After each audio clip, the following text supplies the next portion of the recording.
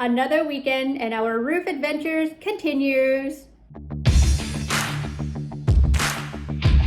Now, I'll be honest with y'all. I'm adorable size and I weigh less than most of the things that we used to build this baby.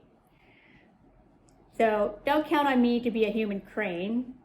But being compact and having years of yoga experience has a few advantages. Enter the perfect job for me, block caulking. Spelled like this, not to be confused with When Svetla suggested that we should buy a $200 caulking gun, I was thinking to myself, that might be wasteful, we don't need it. But let me tell you, it's one of the best purchases that we have made. It's worth its weight in gold. Here's how you use the caulking gun. Pew, pew. No, not like that.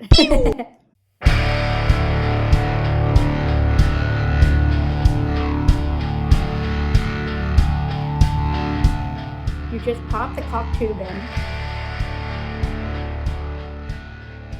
set the speed setting, press on the trigger, and caulk until you don't see the gap or the outside anymore. That's it. This is how I do it.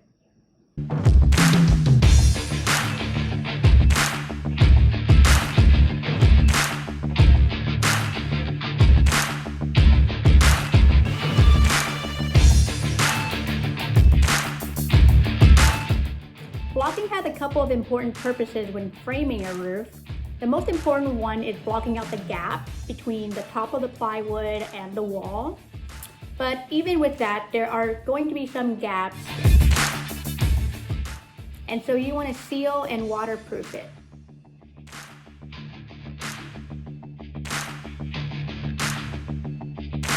With a regular caulk gun, it would have taken all day. It's very labor intensive.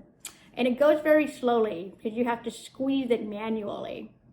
Your hand will hurt about a block in, and since I had to do 32 of these from all sides, it would have taken us forever, and my hand probably would have fallen off.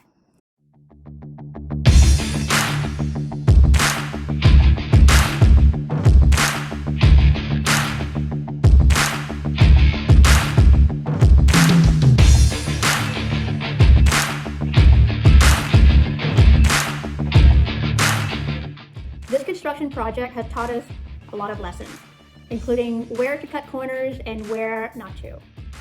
Sometimes power tools are a great investment. That's it for today.